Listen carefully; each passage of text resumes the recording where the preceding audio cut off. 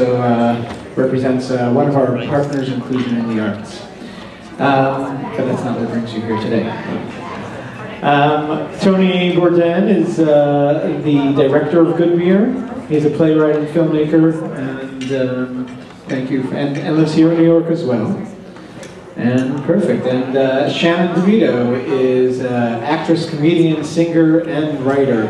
And we're glad to have them here. Of course, conversation could go beyond Good Beer, as we did show here 3 films, and we hope all of you can participate. We will have a microphone circulating the tables after Lawrence asks his question.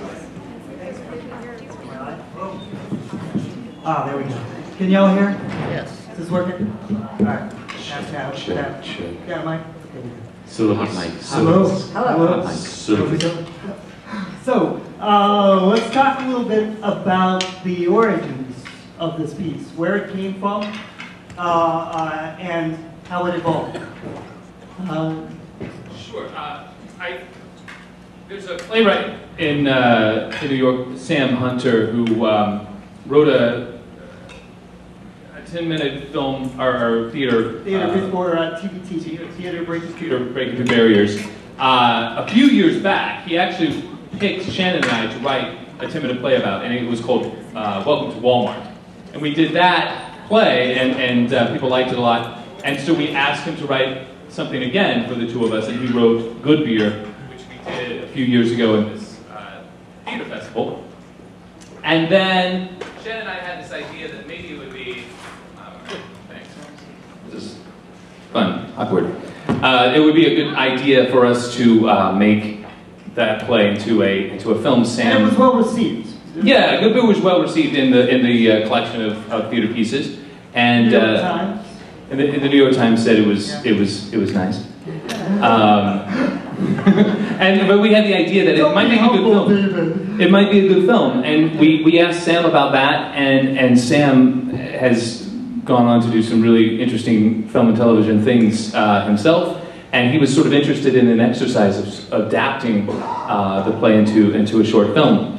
So that's kind of how it started, and then we put out feelers to try to find some other filmmakers that might be interested in helping make the film, and we met Tony, and Tony came aboard, and then it just kind of went from there. It went from there. So Tony, about your choices in making the film. I mean, the script obviously gave you great material. You got a cast here that's fabulous.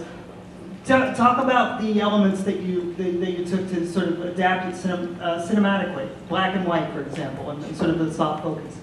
Sure. Well, with such established starting material, it was at the same time a much easier job than is typical, but also a much more difficult job. Adapting stage to film is often a challenge because, often theater will work from the live performance, from the sort of energy that you get on stage, and trying to maintain that for the film required some finesse and a little bit of focus. We shot it in color, we edited it in color, we had versions in color, and we ended up going with black and white because it was allowing us to focus more on the performances, focusing more on the relationship between them. It's a very simple edit. We focused mostly on one shot of David, one shot of Shannon. We shot plenty. We shot for 2 days, lots of coverage from many different angles, but it ended up being much more effective just in those two angles and those 2 performances. And so, the simplicity of it, I think, lended to the simplicity of the message and the sort of pureness of the conversation. And getting to the heart of those characters, right at the moment, what camera going from one to the other, almost in the way that they did, the conversation. Shannon, what was your favorite line? Oh man. Well, it's always fun to say dick and vagina. So, and you got to do both. I got to do both in one fell swoop, and really, all my dreams came true in that moment, so I don't know where I'm going to go from here. It's really the moral of today's story. What did you expect in sort of turning this from the play to a film, and maybe how were you surprised in that whole process as it was screened? I don't know what I expected. I liked doing that play every night. I liked the reaction that came tonight. I haven't really watched with an audience. It's mostly just been on my computer screen that I've seen the film. Yeah. So. Did the laughs happen at the right places? I think so. Yeah, I think the laughs they certainly were there, and so that was exciting to see. I hope the conversation about you know, just an authenticity within it. You know, that it was honest, that it was real, that it was. I think that was important for me. I think the surprise in taking it from the stage to the film was just how difficult making a film is. I think it was a new experience for me. And this how was tricky it is. largely crowdsourced, is that correct? You got a few bucks from me, I think. I think we did. Did I get Thank my you. cookies? Did I ever get my cookies, Shannon? I want to. Yes, Yeah, just say you did. they were delicious. Great, good job. And so folks really, you know, came. Yeah, I think there was a lot of support for it. I think which I mean, you saw from just the list of contributors. There was a lot of folks that liked the story. I think and I think wanted to see that story kind of told to a hopefully a broader audience as well. Great. What'd you think about the series of those films sort of programmed together? Was there anything that sort of rose to the surface for you in terms of this festival and what short films can do, maybe that a feature can? Well, like you said, I mean, I think it's all like a little bit of a different platter. I mean, there may be one that kind of rubs you the wrong way, but then the other one comes back and you're back into it and you're back ready to go. I think it also shows the many different ways of telling a story. I think if you go back to the first film, Bumblebees, and the way that she told that story, to the choices that we made in telling ours, we're doing it black and white, making it kind of like a coffee shop or coffee and cigarettes type film to really kind of hone in on the language of a playwright. That kind of, I think that was a choice that we made. To Perfect, which was using these wide varieties of color and angle and things like that to tell this. To help tell that story, which was really interesting. Away kind of with the color schemes and the yeah. So I think that's the exciting thing about small short films too, is that you can tell so many stories in a variety of different ways, and depending on obviously budget and other things that you have, you can really kind of do some real amazing things. It's easier now than ever before, I think. Right. Yeah. So your audience, folks out there, questions? Got questions? Anybody? Going once? Come on, don't be shy. I know it's hard to be the first one. Yeah. Yeah. Okay, great. Making his way back.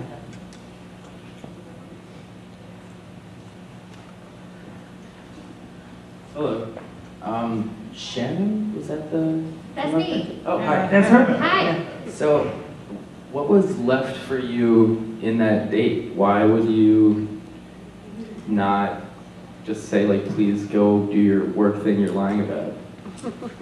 I think What's your motivation? what's my Shannon? motivation was that the script told me to stay. No, I think that character just, as we all do, wanted to find a connection with somebody, and what you don't know is that they, oh, no, maybe you do. You know, I wasn't watching. They talked for like 4 hours on the computer, like before they had met, and they like had this honest and true connection.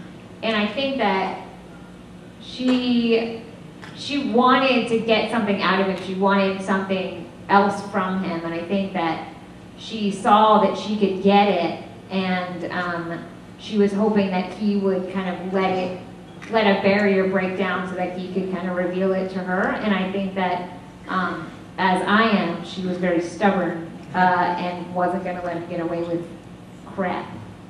So I think that's why. Is that a good enough answer? And that's a great answer. Okay, That's a great. great answer. So David, how did it feel to play a jerk? Or mostly a jerk. You turned around in the end. Yeah, I don't know. I mean, it's typecasting. I think, I mean, and I think it's complicated, and I think, you know, and that was another part of this challenge is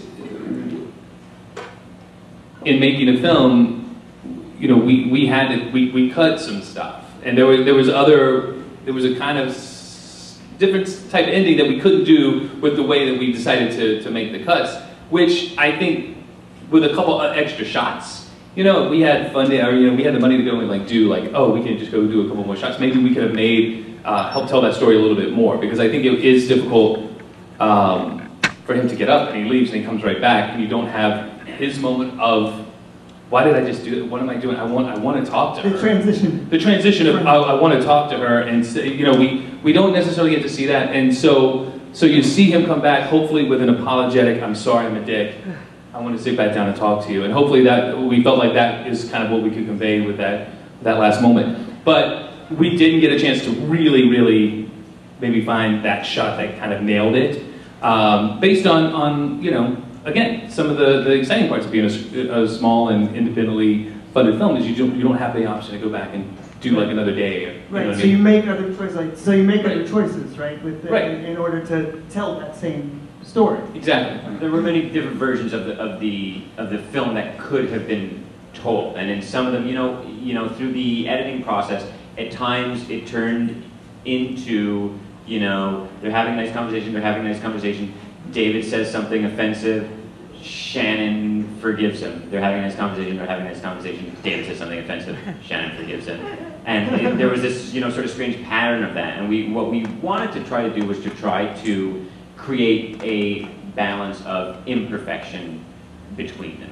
That David puts his foot in his mouth, that Shannon is stubborn, you know, and that really what they find in each other is, I suppose, what everybody's looking for, which is acceptance and forgiveness of each other. And that's why they're able to, you know, sort of continue. And then I guess sort of do that delicate balance where, you know, you can sort of, on one hand, be rooting for them, but on the other hand, noticing when somebody makes a mistake, right? And so you're trying to push the tension, but also keep people with the characters, you know, along the course of that moment, that story.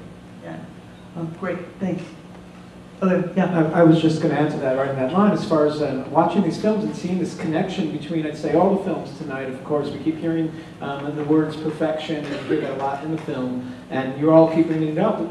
This aim for perfection in a relationship, which is obviously not a reality and something that probably Hollywood has invented. And we're seeing here 3, if not 4 films, 3 films. Oh yeah, 4 films. I'll include Jesse as well. That it's all about finding your bumblebee to fly with, and finding those normal making the normality of imperfection, so to speak, and creating that as the standard and what you look for in relationships. And I think that's a new tone that is very important to set in film, because I think that is a better reflection of reality and a better way than for people to interact with the world. So I applaud even imperfect relationships, and even if he's a jerk, you know, the relationship can still work. Yeah. I think beside you there, Isaac. Oh, there's 2. All right. Yeah, Lee. Hi. Hi. I'm so glad I got to see this here. You know, one of the things that came out in several of the films was the difference between accepting your disability and not being there yet. We saw that with Perfect. You know, he hasn't accepted it, and hopefully this relationship will help him too. And also in Good Beer, I could see Shannon, the character, not any other person. You know, for someone who has a very apparent disability, has more acceptance of her own self, and it seemed like David, the character, hasn't quite accepted, you know, because he can hide it. So I'm wondering if you have any take on acceptance and visible versus non-apparent disabilities, or things that you can hide and try to hide from the world. Yeah, Who's taking it? David, go ahead. And I don't mean you personally, I mean the character. Right, I think that, yeah, within the characters, I think that maybe that was certainly part of the character I think the complication of honesty sometimes, you know, I think the character said, I have this moment where I have to say this online when no one is there, physically and not in their presence. But I have to take this moment to say, oh, by the way. And the decision to say that, and now with the internet and with all this stuff, there's this invisibleness that we can have, and that we don't necessarily have to reveal not only our true physicalities, but also our true selves sometimes. And I think there's a lot to hide behind. So I think there was a little bit of that, and I think the script sort of, I think, tried to use that, to try to use this idea that Shannon's character was up front. This is who she is. There's no hiding here. Let's move on. Let's connect. And my character didn't quite know how to. I don't know how to bring it up. I'm thrown off this thing that I do for some reason, and that was our attempt at trying to find conflict in that. So I think it is. I think it's sometimes more and more that we do have this tool that we can hide behind, and I don't think it's just within our physicalities or disability or not. I think it's just our own selves sometimes, and what's the fear that we have of letting all of that go and just being in one's presence and being connected. And I think that's what we all long for.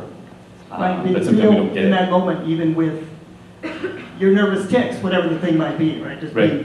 being with that. Shannon, anything to add to that? That was very good. Fantastic. There's a question back here. Hi, I'm Alice. So I think the stakes here are really high, even though we've got some tricky language going on, this perfect, imperfect, this normal language, this kind of balance, tricky balance. So let me ask whether you think, what you're thinking about, particularly in Good Beer, but perhaps across the sequence of films we've seen, about the relationship of isolationism. The bumblebeers, they're in the park, and in the last film, the title, if you got me there, they live in these carefully structured houses. And the relationship between a non-disabled world and a disabled world. The stakes come off differently in Good Beer, because these are two disabled people seeking this quote-unquote, what is this normal anyway? I mean, really, let's think about this. Or is, what would happen if it had been a disabled person and a non-disabled person? Does this resonate in community differently from outside community? And when you take those risks, with two disabled people dating, what are you saying versus if you were taking the risks with a non-disabled person or two non-disabled people? Are the stakes not different somehow? That's a long question. Yeah. That's a long question. You gotta unpack that. I don't know if the stakes are different. I think it's, yeah. I get what you're saying too, because I mean, if we don't, but is the same thought of if my character had two hands, there was nothing that he was hiding, yet he still had that sort of invisibility within online dating, right? He didn't have to really reveal anything else about himself. Would that have been different in the context of their meeting? If he would have had two hands and still said, I have a work thing, I gotta get out of this, I'm sorry, I gotta go. I think maybe that would have been a different film, perhaps. I think that there's a little bit of a surprise when I pull out my hand if you don't know me. Maybe that kind of makes it a little bit different. I don't know. I think it's complicated too, because you can be disabled, you can have a diagnosis or a label, but that doesn't mean you're part of the community. Right? It can also mean that you're resistant to community. You've never been exposed, you've never had the opportunity, right? So People can say, oh, I might have cerebral palsy, but I'm not disabled, right? And not be a part of that thing, which makes it bigger than the individual. Right. And so I think that complicates it too, whether one has an identity within it or is outside of it, whether you are or you aren't. You know, there's a lot within those different systems that change those dynamics. And in fact, and I think it's interesting too in terms of being actors, right, and doing different roles. One of the things that always happens, you know, in the advocacy work that I do, right? There's a lot of talk, a lot of work recently, as there should be, about diversity within casting, within the industry. Who does what? Who tells the story? Who writes the story? Who gets to play the character?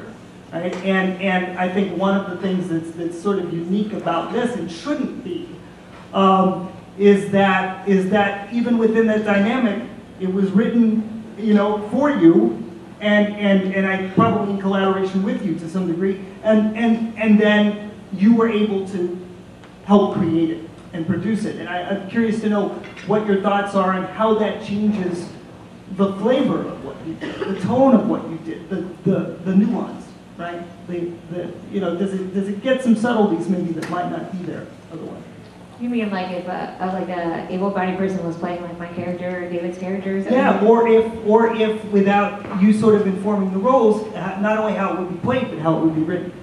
Sure. Well, I mean, David knows this firsthand because he works in like a department that deals with this. But I mean, I find it very hard to believe that someone could really understand what it would feel like to be a disabled woman going on a date and having someone say like, no, I don't like you because you're in a wheelchair.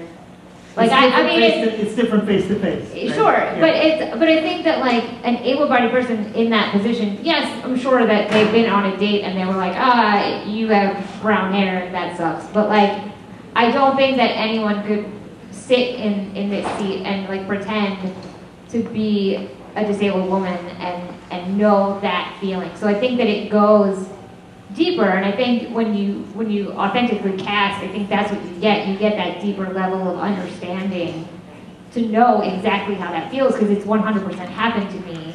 So like I didn't have to fake it. Like I knew what that felt like. So and you can across dip, the board, you can dip from that well. Sure, exactly. Right. Yeah, and it's a deeper well than like an able-bodied person has. So like that's what authentic casting does, and I think that's what this piece showed, and David can probably talk to that a little bit better than I can. I don't know about better, but I do think in this example, because these characters were written, I mean, it's Shannon and David, I mean, they were written for us, we were able to sort of bring in our past experience and experiences that we had dating. So I think conversation with Sam about those experiences, Shannon being a wheelchair user, me having limb difference, you know, what some experiences have been, which try to help form the story, which try to find the conflict and try to find a way of moving the story forward. And moving it forward and then resolving. Right. Resolving. Right. Yeah. Great. Thank you. Let's see. Yeah. Dan. I thought that was a particularly telling moment at the end of Jesse, and I'm wondering. A little closer. Yeah, I'd like to get your reaction to see if you sort of felt it as I did. The final scene in Jesse, where after this catastrophic event at the social at the park. Yeah, she brings him home, and she sort of breaks down, and at the end, she's sort of alternating between giggling and crying.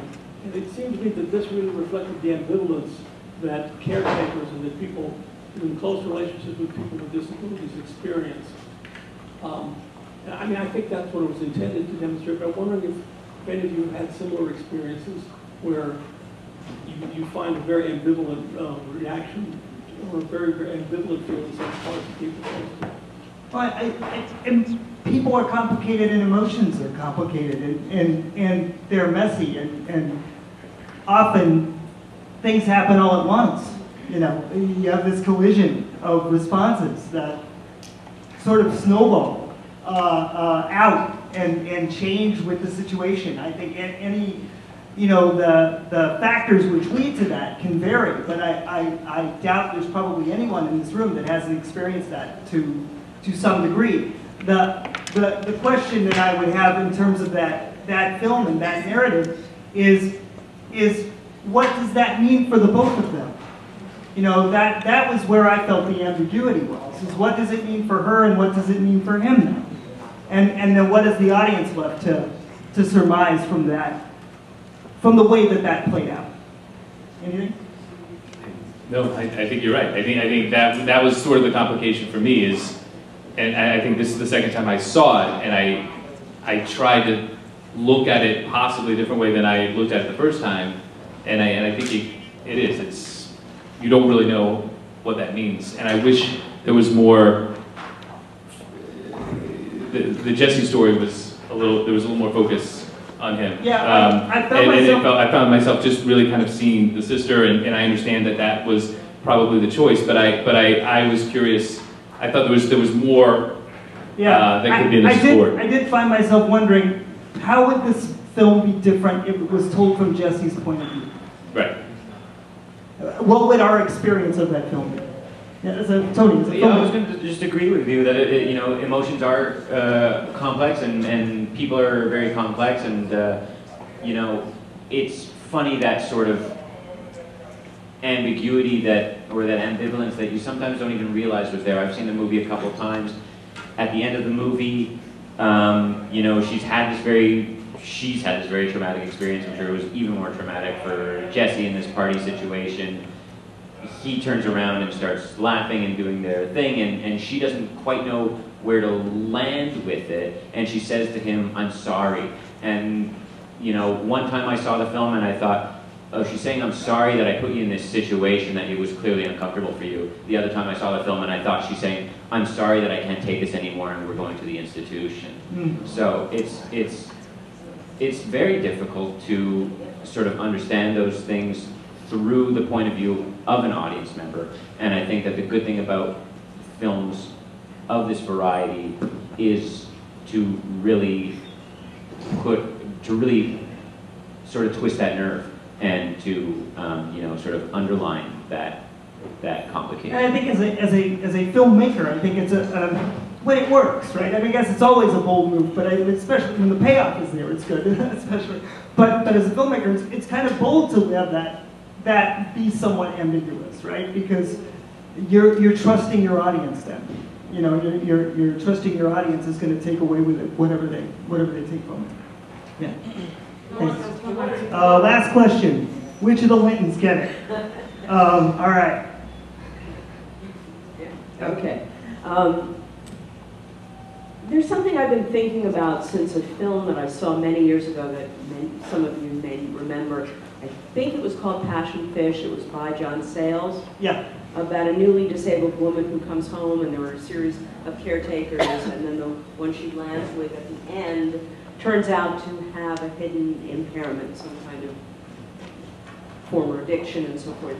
And a pattern that I saw in this film that I like to wrestle with a little bit, and that is aren't we all disabled in some way phenomenon, that two people meet, as in Good Beer, two people meet as in Perfect, and the relief, to an extent, that the other one's got something too. And I liked all of these films very much, and I loved your film. Thank you, all of you. I worry that there's something that, and it relates to your thing about community, there's some way that it does that work against community, does it work for community? I don't know. Yeah, well, and there's that tension.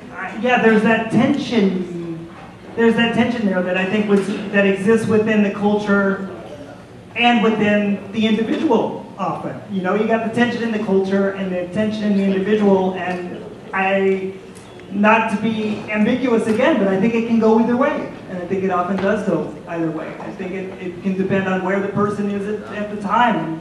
what the factors are and all the different influences and what someone might adopt and accept one day, they might reject another.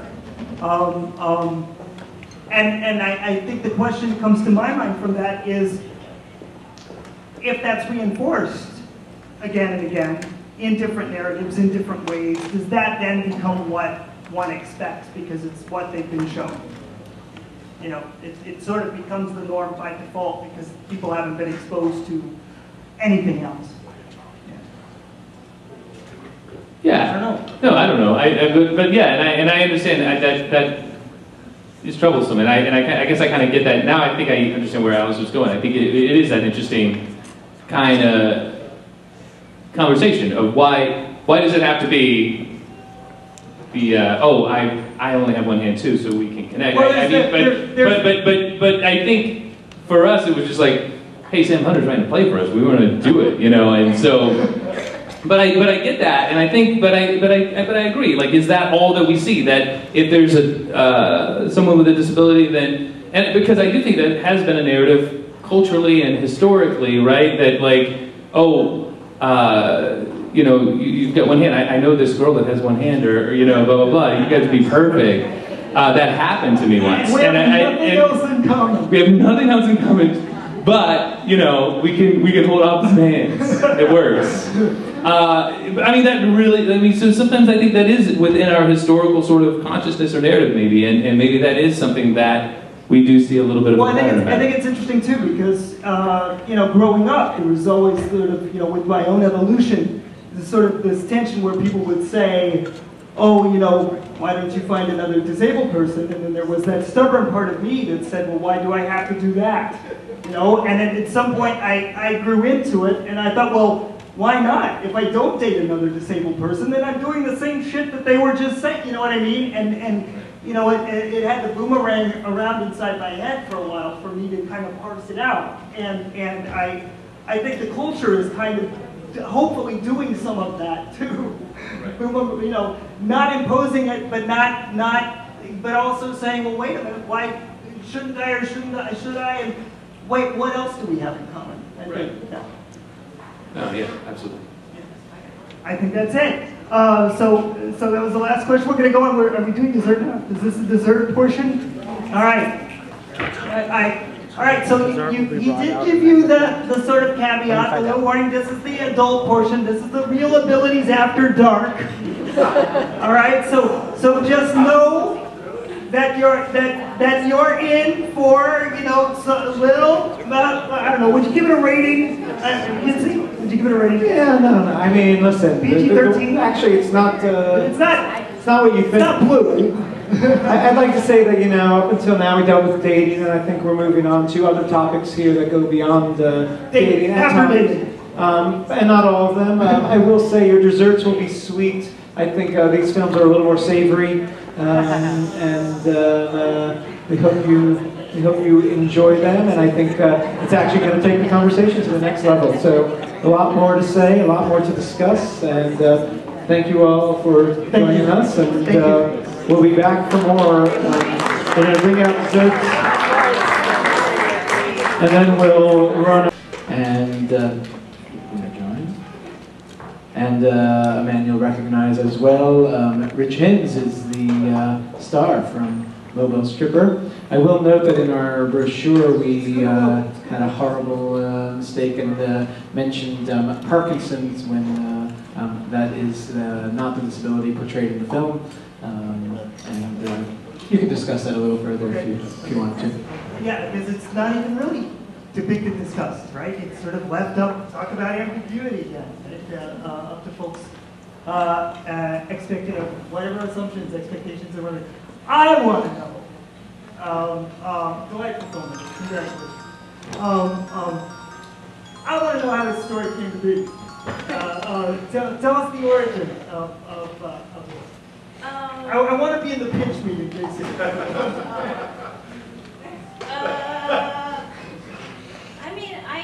So this film was shot in Oregon.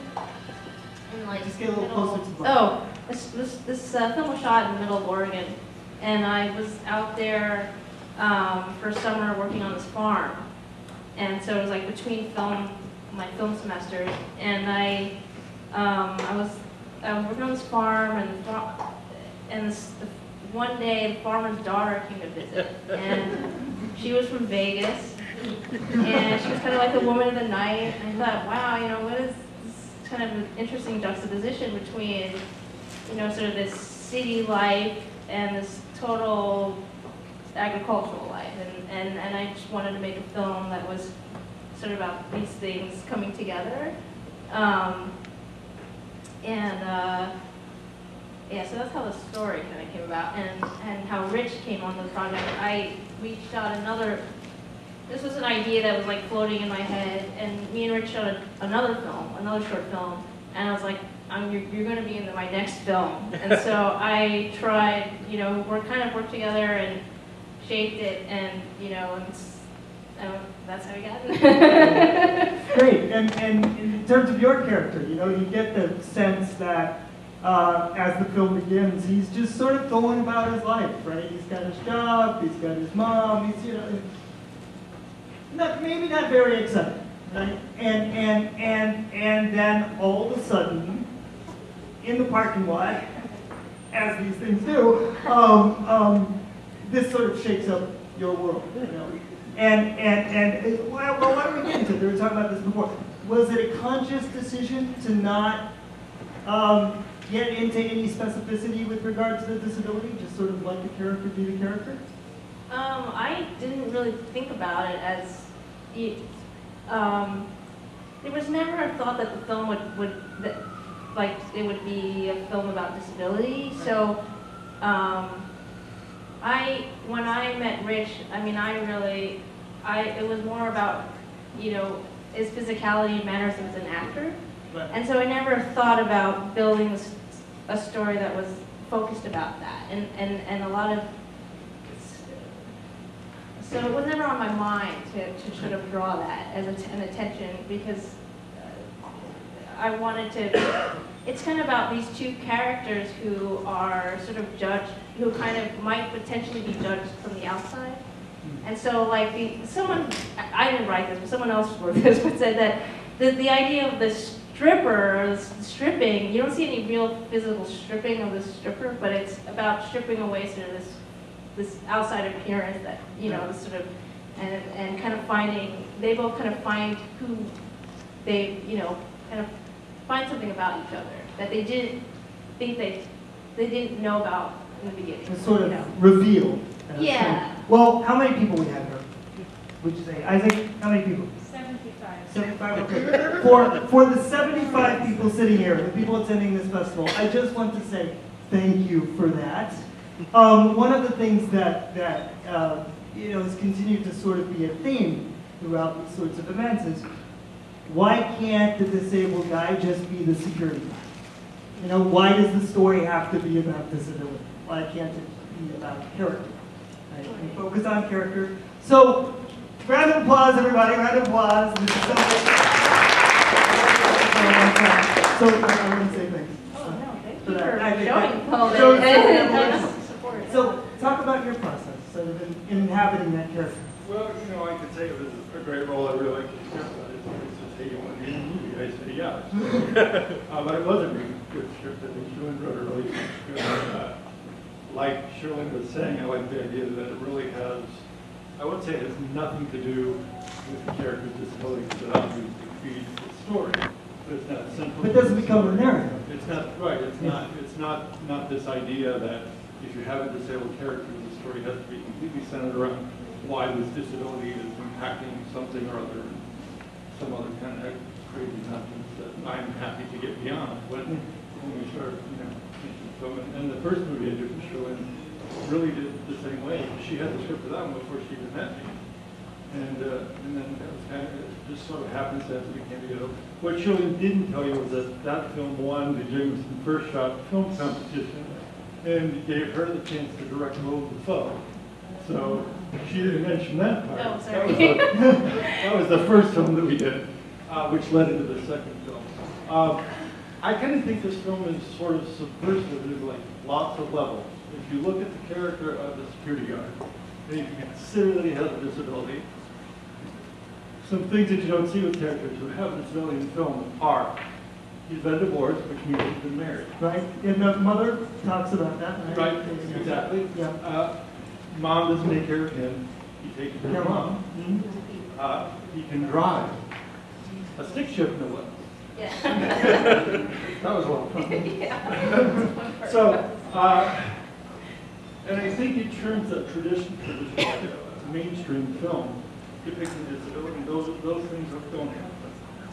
You're the secondary character, but you don't do the everyday things that everybody else does without even thinking about it. And his character does without even thinking about it. So I think that's kind of I think that's great. Yeah, I think so too. I think that's fabulous. Thank you. You guys, I know, yes. Just a sec. Your audience, let's get to some of your questions. Question, the short reminded me about a film I saw probably about 60 years ago called Marty by Patty Chayefsky. And was this short based on this, or had you seen that? No, I've never heard of it. What's it called? It's called Marty. Okay. And there was a film version, a TV version with Rod Steiger, and a film with Ernest Borgnine. And it's on Netflix, and yeah, you can, I've got it, let's talk. Okay. Okay. Well, we're seeing. Other questions? Not related to Marty. Let's see, anybody? Things? Yeah. First of all, I'd like to thank you and the organizers here for a remarkable collection of 7 films. I mean, the range of creativity and ideas represented in this collection of films tonight is really quite thrilling. It's not so much as I have a question as just a comment on that. And so I would wonder how I gather you've had the opportunity to see the other films. And so I wonder, as filmmakers and participants in the creation of one of these remarkable pieces, how you see your film in that context. How do you see the themes that you're looking at, the relationships that you are developing and examining related to these other remarkable themes, whether it's the example of Take Me, with the nurse dealing with the encounter of the sexuality of the characters in the facility that he's dealing with, or that amazing film about the guy, the Marine coming back from the war injury, and how you see your work and your vision related to these other things that we've experienced tonight. I mean, the lineup is just amazing. So as a filmmaker, when I watch my own film, all I see is the mistakes. And so I watch these other films like, oh my God, they're brilliant. They're so well developed, the characters and the relationships, and why didn't I think about that? And so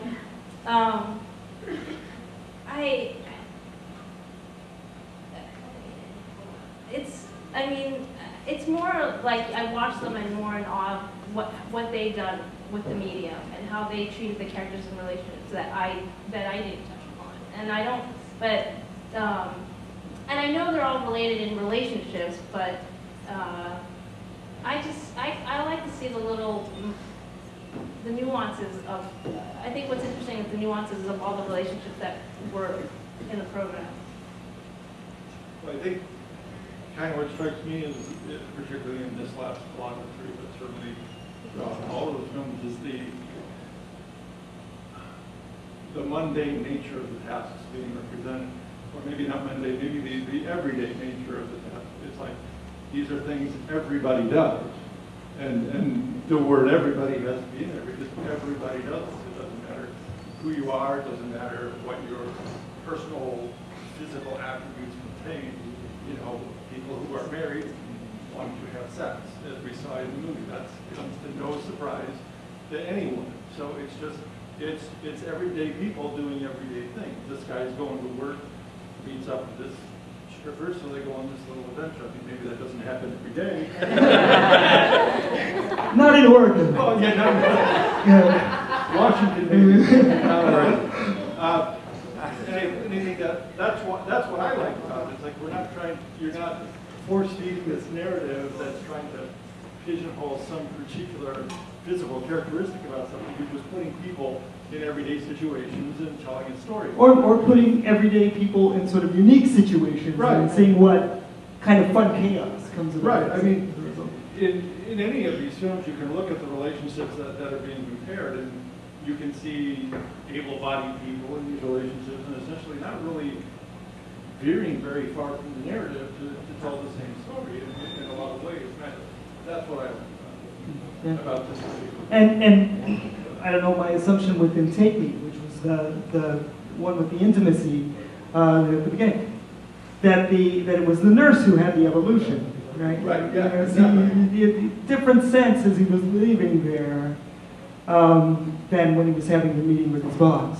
Yeah. And then you also got a sense of what life must be like for everyone in that, a moment of a glimpse of what their life might be like in that facility. Without saying it, which is an interesting thing about film, right? Being a visual. And I think at the same time that the other thing depicted, I'm assuming, and maybe I'm wrong, a pretty amazing facility, maybe even a typical facility, if they're willing to go to those types of lengths and accommodations to help. Oh, they were speaking French. Yes. Yeah, they were. Yeah. Other question. Anybody? Yeah. The actors, in the sex scene, were they disabled? Isaac, do you have any insight in baseball in it? I don't, unfortunately. I mean, you could tell with the female lead. I mean, I don't think those scars were CGI'd. You know, the physicality certainly looked pretty authentic to me, but I don't know. CGI is rare in short films. In short films with budgets and such. I think a lot of the films had a lot of authenticity tonight, and I think that's part of what made them very strong and unique. Yeah, I think so. Both in terms of the storytelling and in terms of the casting.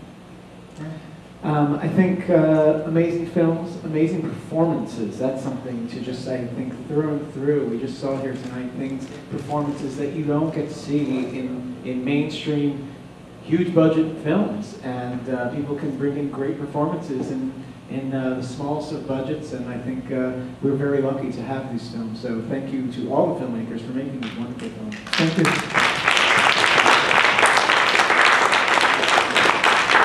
I want to thank Lawrence, and I want to thank all of our panelists who joined us here tonight. I, of course, want to thank all of you, not only for being here, but for being a part of the conversation and for engaging. And tomorrow, I mentioned that in the afternoon we have more screening of short films, family-friendly. So you're all ready for those. And of course, many more films throughout the week. And tomorrow we also have the official opening of the exhibit, a lot of free programs too. Thank you so much for being here. Help us spread the word. This is not an easy sell, and people need to see these fantastic films. Thank you, and have a good night.